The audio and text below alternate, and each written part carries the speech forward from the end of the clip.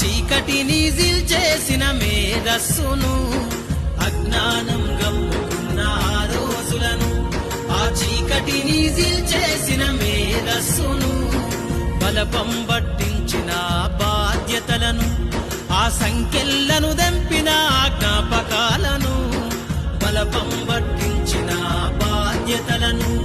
ఆ సంఖ్యలను దెంపిన జ్ఞాపకాలను, మరువద్దుర సమాజమా మహనీయులను, మరువద్దుర సమాజమా మహనీయులను, వాటినందుకోని శాసించర గగన తలమును,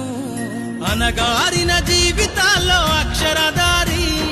పొద్దై పొడిసెను చదువుల జెండగా మారి,